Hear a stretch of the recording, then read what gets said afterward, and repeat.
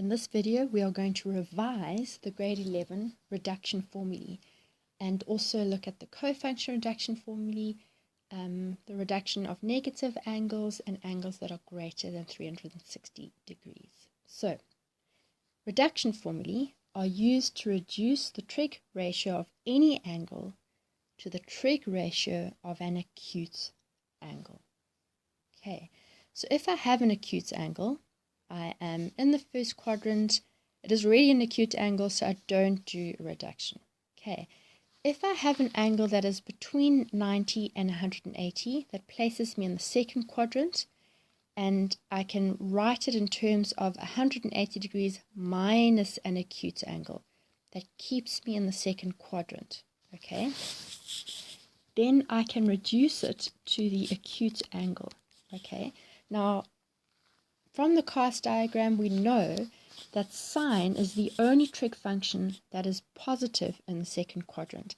So sine of an angle in the second quadrant reduces to positive sine of the acute angle. Cos of an angle in the second quadrant, so 180 minus an acute angle, is negative in the second quadrant. So that reduces to negative cos of the acute angle.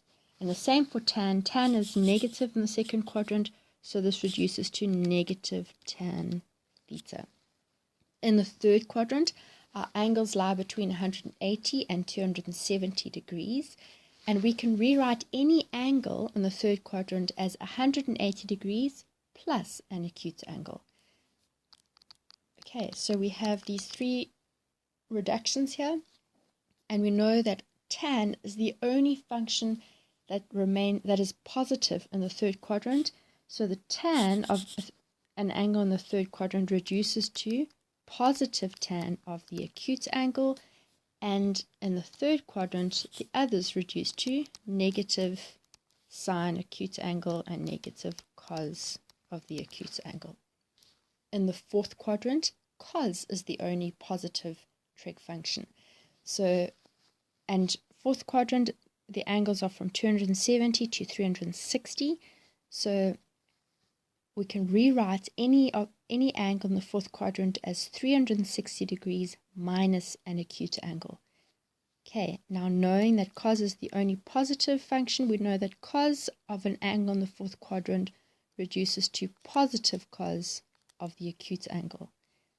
Sine and tan reduce to negative sine of acute angle and negative tan of the acute angle.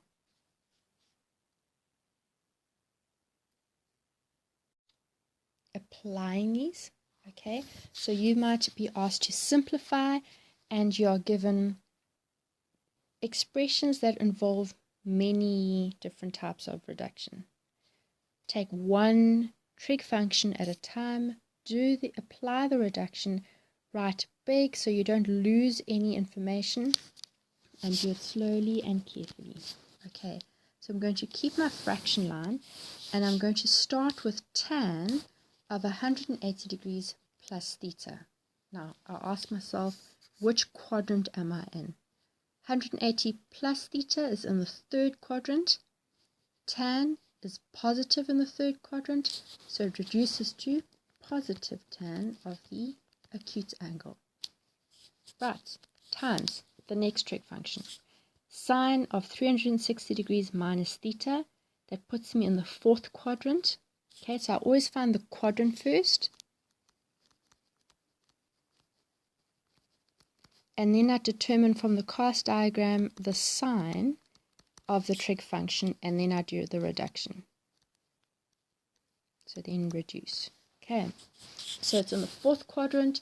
Sine is negative on the fourth quadrant, so this is going to reduce to negative sine of the acute angle. Okay, then I have tan of 360 degrees minus theta. Again, that is the fourth quadrant. What's sine? Tan is negative in the fourth quadrant, so this reduces to negative tan of the acute angle. And we can simplify.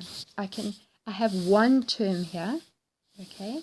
That means I can cancel factors. So I cancel tan theta, negative, and the negative, and I'm left with just sine theta. Looking at the second example, I now have numerical angles. Okay, so to be able to simplify this without a calculator, which is the norm in questions like this, I must, if I look at the angles, I've got 153 degrees, I've got an angle of 217 degrees, 323 degrees, 243 degrees. Okay, none of the angles are the same. Even though I might have tan and tan, I cannot cancel anything as it stands. So I'm going to try reduce everything to acute angles and see if I find values that I can cancel. Okay, so take one trig function at a time and do the reduction carefully. So sine of 153 degrees. 153 lies in the second quadrant. That means I can rewrite 153 as 180 degrees minus an acute angle that would give me the value of 153. So 180 degrees minus 27 is equal to 153. Right, the next one. Tan of 217 degrees. 217 degrees is in the third quadrant, so I rewrite it as 180 degrees plus an acute angle that would give me 217, which is, 37 degrees. Okay, then I have tan of 323 degrees, which is in the fourth quadrant. In the fourth quadrant, we rewrite the angles as 360 degrees minus an acute angle, which would give me 323, which in this case is 37 degrees. Okay, then I have cos of 243 degrees, which is in the third quadrant.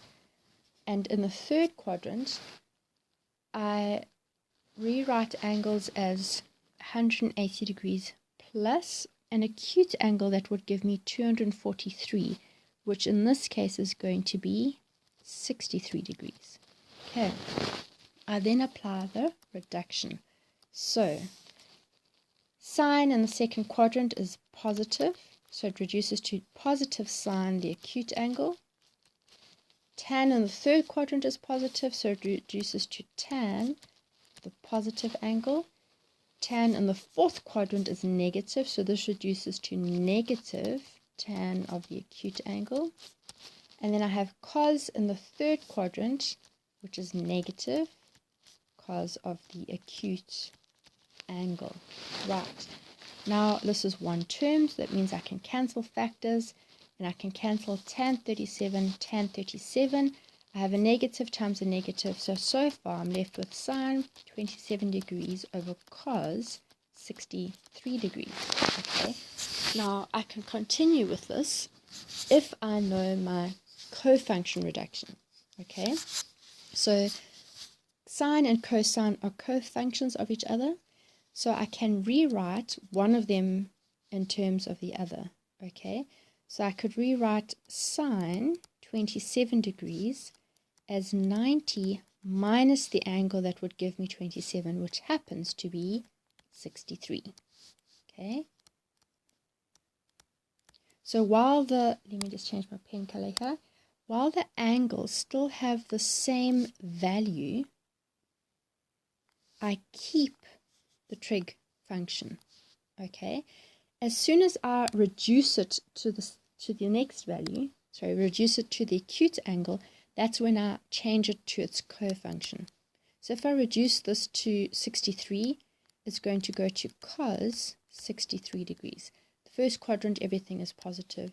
Over cos 63 degrees, I can cancel those, and I'm left with a final answer of 1. Right, so that brings us to cofunction reduction. Okay, so as I've already said, sine and cosine are cofunctions of each other. So, and they change if I have 90 degrees plus or minus acute angle. Okay, the reason for this is that the plus or minus 90 degrees shifts the graph. So cosine and sine are identical graphs, just shifted 90 degrees either to the left or to the right. Okay. So let's look at this. In the first quadrant, my cofunctions go to, every function is positive. So this reduces to sine 90 degrees minus theta reduces to cos theta. So going from sine to cosine, notice that the angles are complements of each other, which means they add up to 90 degrees. Cosine reduces to sine, the acute angle. Okay, if I go to the second quadrant, remember that only sine is positive. So cosine is actually negative. So it's going to reduce to a negative function. Okay, so cos reduces to, dealing with the cofunction. So if I have 90 degrees plus an angle, it'll take me to the cofunction sine acute angle. Okay, so cos is negative in the second quadrant. So the negative is determined by the initial function. Okay, sine is positive, so it's less thought there, but sine 90 degrees plus theta goes to cos theta. So the only one that you have to take careful note of, be very careful with, is cos in the second quadrant. Remember that it reduces to negative sine theta. Okay, reduction formulae for negative angles. Okay, so negative angles are measured in an anti-clockwise direction. So if I think of theta being an acute angle, that and measuring that in, if it's negative in an anti-clockwise direction, it would take me to the fourth quadrant. So in the fourth quadrant, we know that only cos is positive. So cos of a negative angle reduces to cos positive, the positive angle. Okay, whereas sine and tan reduce to negative sine the angle, and then negative tan the positive angle. Okay, but not all our negative angles are acute, but this reduction applies even if theta is not an acute angle. So if I have, for example, sine of negative 110 degrees, okay, 110 would take me into the third quadrant, but I still use the signs, the SIGN signs, from the fourth quadrant. So that would reduce to negative sine of the angle 110 degrees. So another example, tan negative 330 degrees. Okay, if I were to write this with a positive angle, remember the sine of tan in the fourth quadrant is negative, so this reduces to negative tan, and then I can write the angle as a positive. Okay.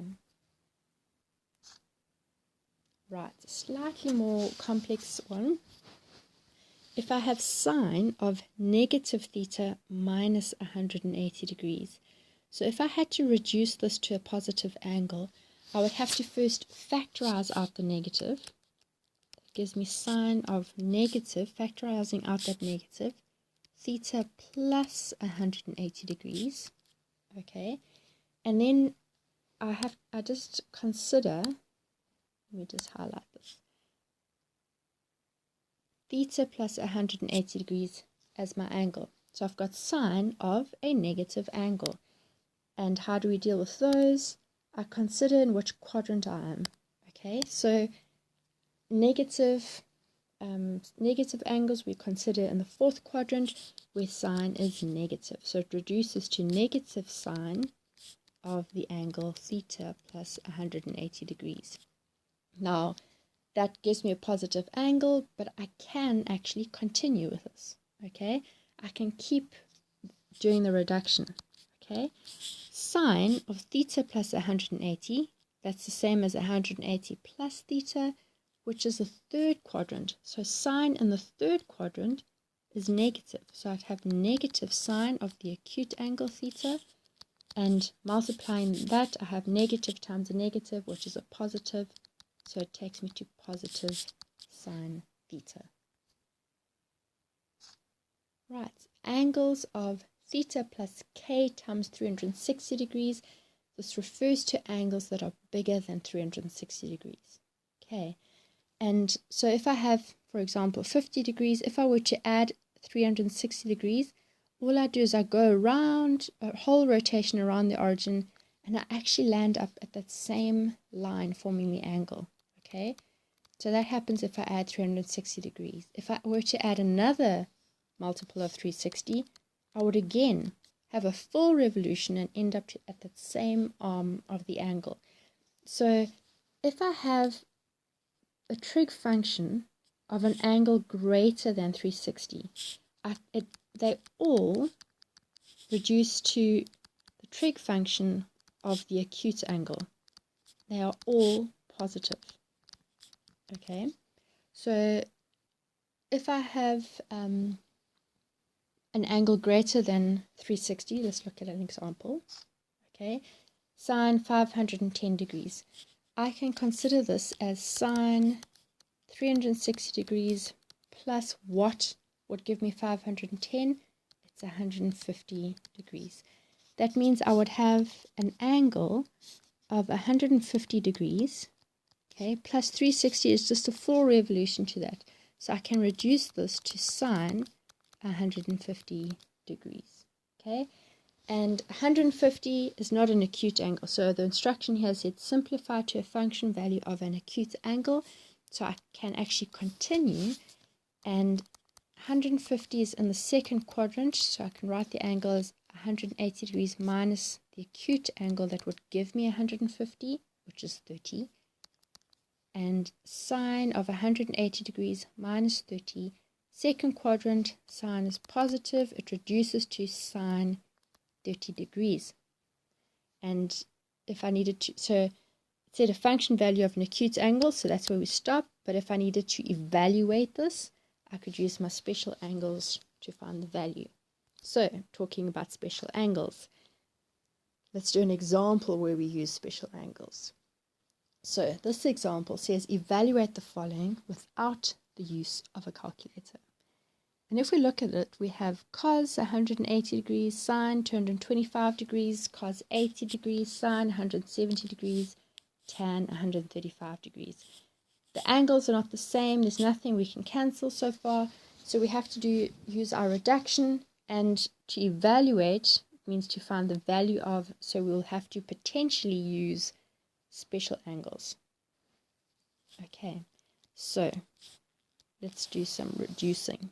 Okay, so cos 180 degrees, that is actually already a special angle, which we can know from the cos graph has the value of -1. Okay, so we've done cos 180. Then I have sine of 225. 225 is in the third quadrant, and we write angles in the third quadrant as 180 degrees plus the acute angle that would get me to 225, which is 45. Then I have cos 80 degrees. That is already an acute angle, so I'm just going to leave it there and see what happens. We might be able to cancel it. Yeah, we hope we can cancel it. Okay, so if we look at sine 170 degrees, okay, now 170 is in the second quadrant, okay, so we can write angles in the second quadrant in two ways now, okay. If I'm just doing the normal reduction, that would be 180 degrees minus an acute angle, okay, or if I use cofunction reduction, this could be 90 degrees plus 80 degrees. Now the 80 strikes a chord because of our cos 80 degrees over here. So by looking at that, I'm going to choose to use a cofunction reduction for sine 170 degrees. So I'm not yet changing the angle value. So 170 degrees can be written as 90 degrees plus 80. So I still have the same value. So I've still kept the same function, okay? Right, tan 135. So 135 is in the second quadrant, so I can write my angle as 180 degrees minus an acute angle. That gives me 135, which is 45 degrees. Okay, let's do the reduction. So I've got the minus. Then I have sine 180 degrees plus 45. That's in the third quadrant, so sine is negative. And then 45. So negative sine 45 degrees. I still have that cos 80 degrees. In the denominator now I have sine and then 90 degrees plus 80. So with the 90 degrees I have to remember to go to the co-function.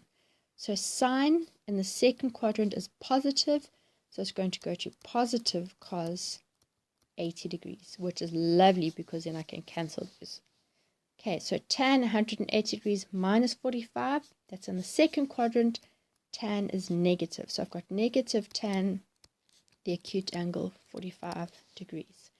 I have one term here, so I can cancel factors. So I can cancel the cos 80, and I have a negative times a negative, which gives me positive sine 45 degrees in the numerator, and negative tan 45 degrees in the denominator. Now I need to evaluate, so I need to find the value of this. So I cannot stop there. 45 degrees, that's a special angle. So if I remember my triangle for the 45 degree angles, 1 root 2. Sine 45 is opposite over hypotenuse, so that's 1 over root 2, minus tan of 45 is opposite over adjacent, which is 1. So this simplifies to negative 1 over root 2, and if we rationalize the denominator, I multiply by root 2. What I do to the bottom, I do to the top, and I have negative root 2 over 2 as my final value.